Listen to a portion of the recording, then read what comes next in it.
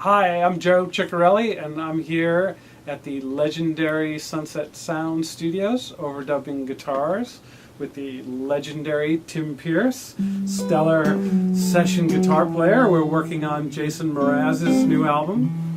And one of the luxuries we have here at Sunset Sound is an amazing custom-built API mixing console. Oftentimes I'm not in studios that have mixing consoles that don't give me the luxury of putting together all my guitar mics in the balance that I want between the close and far mics. A lot of times I'm working in the box solely, somebody's home studio. I don't have a mixing console. The one thing I do have is the Radial Workhorse 500 series rack that will allow me to mix together all my guitar mics just in the right combination that I want. So what I've done is I've loaded this rack with my favorite pre's and EQs. They're all coming up on the mixer. So basically the workhorse section of this is indeed a mixing console, and it's going to allow me to mix together all my favorite preamps with EQs or compression or whatever other effects I want. The one unique feature of the workhorse is something called the feed switch.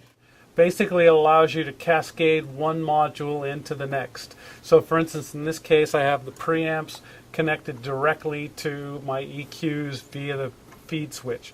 So automatically this preamp is wired into this EQ, this preamp is wired into this EQ. So I don't need to patch it in, I don't need to assign it, it's just there in the chain.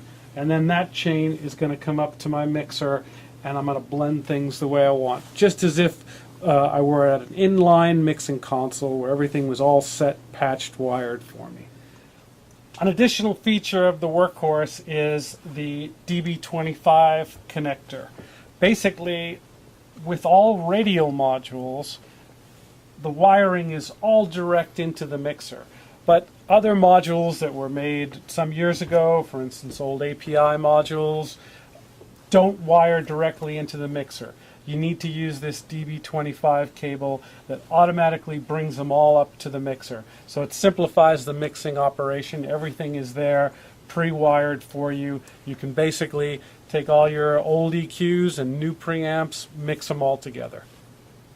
So what we're going to be doing with Tim Pierce is taking these three microphones that are on his guitar amp, patch them through the Radial Workhorse, blend them all together to one track, just like I had a mixing console where I would do all my balances and EQs. It's all going to be done through the Radial Workhorse.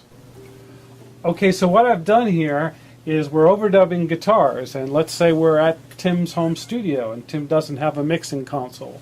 So right now I've got my microphones that were on the console, my close SM57, my close Royer ribbon, and my far U67 mic, and they all come up on the radial mixer. So I'm going to basically duplicate what I had going on the console all here in the mixer. Here's my close 57. Now I can blend in a little bit of the ribbon mic, and I can even blend in some of my distant mic.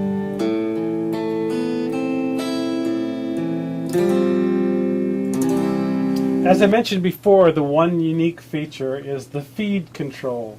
The switch that's in the back of the unit allows me to cascade modules into each other.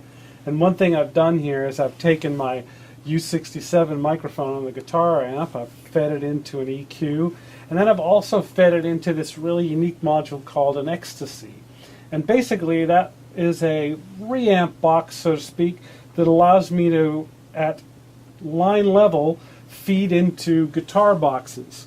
So this gives me the ability to use a stomp box here in the control room if my guitar player is perhaps out in the studio but I want more control over it. So, but what I can do here is I can feed my microphone into a guitar box. I'll show you.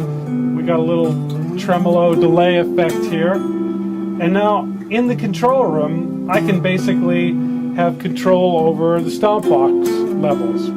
I can blend in my close mics, and I can add the effects after the amp to my choosing.